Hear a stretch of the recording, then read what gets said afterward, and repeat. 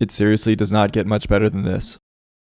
If you keep up with my channel at all and you watched my croissant video last week, then you know I am in France right now. So as the master of preparation that I am, I decided to make these two videos about French classics. This week continues with an ultimate savory stew, beef bourguignon, which any and all beef stews that any cultures make are going to be hearty and amazing, but as France sits among the top of the culinary world, this one's just extra special. So my process actually takes 3 days, which only the second day is a lot of work, but this can easily be scaled down to 2 days or even 1 if you need to. I'll get to that shortly, but if you want the ultimate beef burgundy experience, then start 2 days before you want to eat this. I'm starting with about 3 pounds of assorted beef. I think chuck shoulder is by far the best option for this dish. You could use leaner, cheaper cuts like round, but they don't have a lot of fat, which we want in this. And I also have a couple of top sirloin steaks that I just need to get rid of, so I'm going to use those as well. Feel free to go more expensive with stuff like brisket or short rib, but I don't think it's necessary. I'm simply cutting these into really big chunks. Since they're going to become so tender, we don't need to worry about them being too big to eat because people can just cut them with their fork. And I prefer the big chunks because they don't dry out as easily and they're just fun to eat.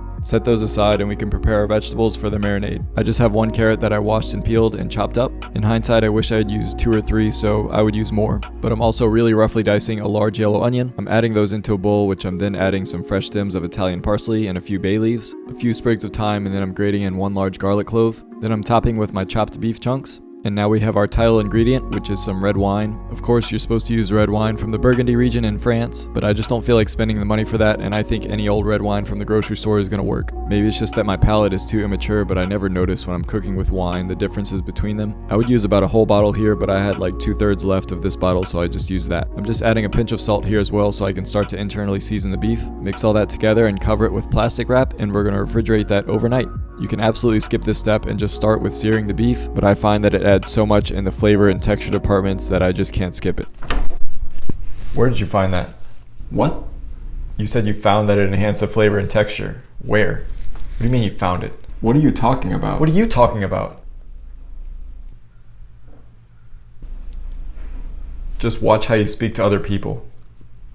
How did you get into my house?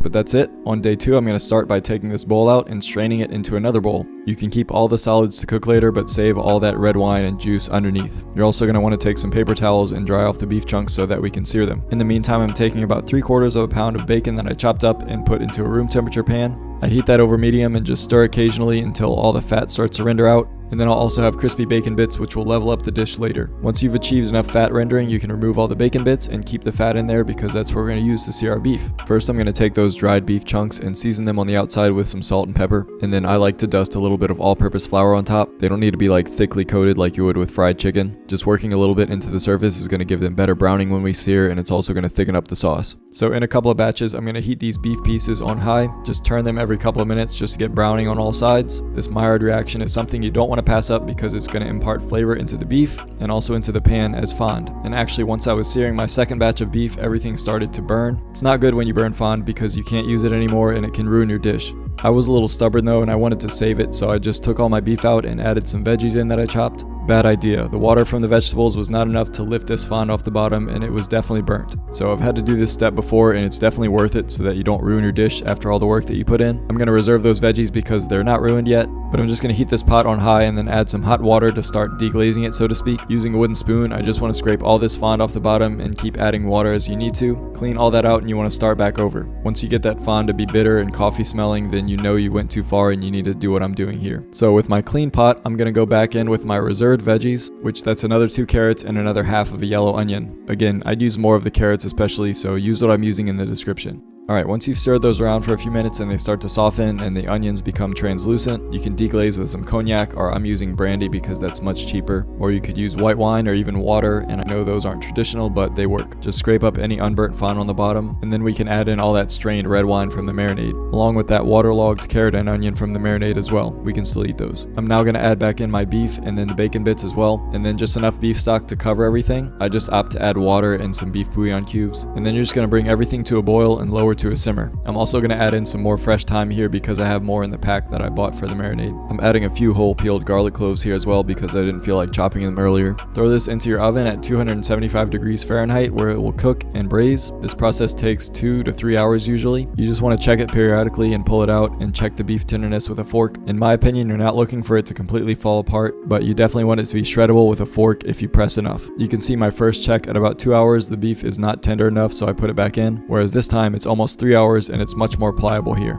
Just what you want. Also, with about 30 minutes left of cooking, we're going to add in some more flavor in the form of mushrooms and onions. I just have a half a pound of sliced white onions from the grocery store. It doesn't need to be anything fancy. And then a few handfuls of these pearl onions because they look pretty. They are quite a hassle to peel though, so make sure you have enough time to do this beforehand. I just take a sharp knife and cut through the first layer so that I can peel it off by hand. It usually works for me. Anyway, I have some ghee or clarified butter that I'm heating on high. You could use olive oil or any neutral oil, that'll work too. I'm first going to add in the mushrooms and cook those for a few minutes to start releasing their water, and then you can add in your peeled pearl onions. Just tossing all that together to get it coated in the fat and then get some charring on the bottom of it. Those mushrooms shrink a lot and get a lot of good color on them and they taste amazing. After 10 to 15 minutes of cooking these, they're good to go, but before adding them to the stew, we're going to put on a little show. I'm going to take a little bit more of that brandy and deglaze with it, and do this at your own risk, but I'm going to take a blowtorch and light it on fire.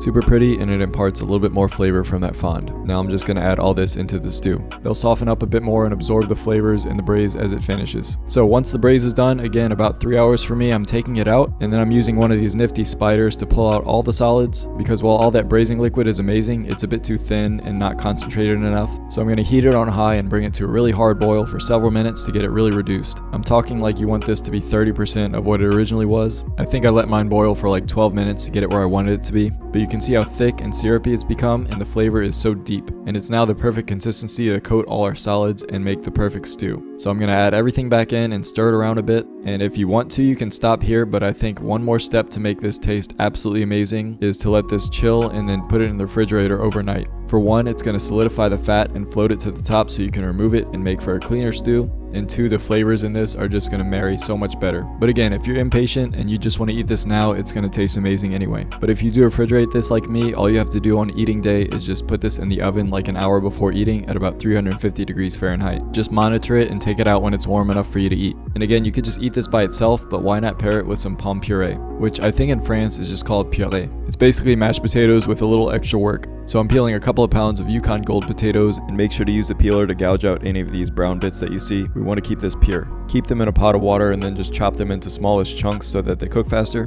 Give them a couple of pinches of salt and bring them to a boil, and then lower to a simmer until they're tender.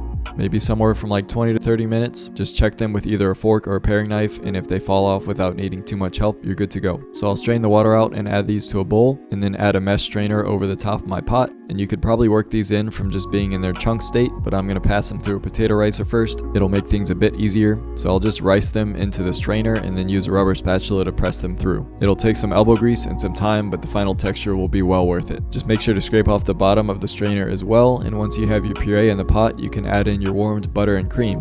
While I had the potatoes simmering, I just added a stick of butter and about a cup of heavy cream into a sauce pot. Just warm that on low to get the butter melted, and then get everything closer to the temperature of the potatoes. And once that's added in, you can use your rubber spatula to whip everything up and incorporate it. Of course, you can add more cream as needed if you want it to be creamier. And then I'm simply seasoning this to taste with some salt and then white pepper. Black pepper would just obscure the pure image of these. I love roasted garlic in my mash, but this is not the place for it in my opinion. I just want to keep this simple so it can accept the beef stew and absorb those flavors instead of imparting its own. Which we've arrived to serving time, so I'm going to take a fancy plate, slap a good bit of my puree on it, and then spoon it out over the side like a fancy restaurant would, or at least like I'd imagine they would. And that boat makes a great vessel to spoon in some of that beautiful beef stew. Get a generous portion of those beef chunks and then some veggies. You can see why I wish I used more carrots here because I didn't have enough. But make sure the pearl onions are visible and just make sure you get some extra gravy in there. I'm garnishing with some more chopped Italian parsley and then one extra stem. This is just absolutely magnificent and one of the best meals you can make for yourself at home.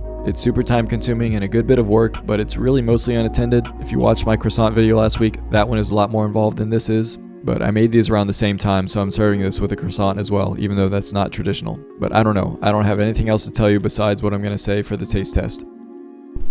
I guess this is just a new taste test spot now. I don't know. But oh my, last week was croissant, and this week is boeuf bourguignon. And of course, once again, if I time this right and I finish editing all this before I leave, This is gonna be when I'm still in Paris, so just wanted to make these videos a little timely for that. Hopefully I've enjoyed this dish by this point in my trip. But it's definitely time to get into this. It's been 3 whole days of waiting since I marinated the beef, and then 2 days since I cooked it. This has to be amazing. No knife needed here. I guess just some of the beef by itself first. Bon appetit.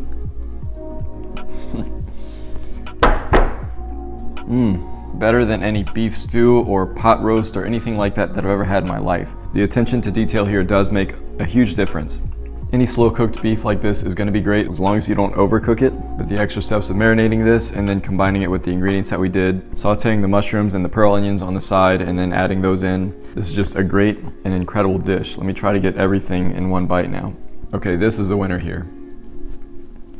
Yep, that's it, game over. If you're trying to impress somebody, this is one of the many dishes that you can do it with, but this is just super special. Of course, knowing the amount of work that I put into it makes it taste better in my opinion, but love is the best ingredient that you can add to any of your dishes. That red wine and stock just reduced down to this silky smooth and thick, super rich sauce that you just can't beat. Of course, the plum puree helps to mop all that up and you definitely need this, but you can also use a sturdy or soft bread to do that as well. Actually, I'll be right back. Okay, yeah, still have some of these croissants left. It's the timing of filming. I made both of these basically at the same time, so gotta have them together. Get into some of that sauce with this. I know this is not your ideal dipping bread. This is meant to be had kind of as a dessert or breakfast item, but who cares? Yes, this is not fair. Yeah, I'm having a time of my life over here, but I'm glad I was able to share this recipe and finally get around to making this dish. It's something that I've had on my list for a long time, but you need a lot of time to do it, and I don't always have that. But next time you make a beef stew or something like that, you can incorporate some of these tactics and really step it up to the next level. I mean, I think the only thing that you could do better here is make your own beef stock and use that instead of the bouillon that I used. But even still, I guess I don't have it side by side to taste. I don't think there's anything better than this. Well, that's gonna be it for me today. A lot of work put in, but really happy with the results. Can't wait to enjoy this stuff in its birthplace really soon. If you still choose to watch me, I really appreciate it. I have a small group of people that still tell me that they watch me all the time, and it does mean a ton, and I really, really appreciate it. But thank you guys for watching, be blessed, and I'll see you next time. Has anyone tried to smuggle beef stew in their carry-on an international flight?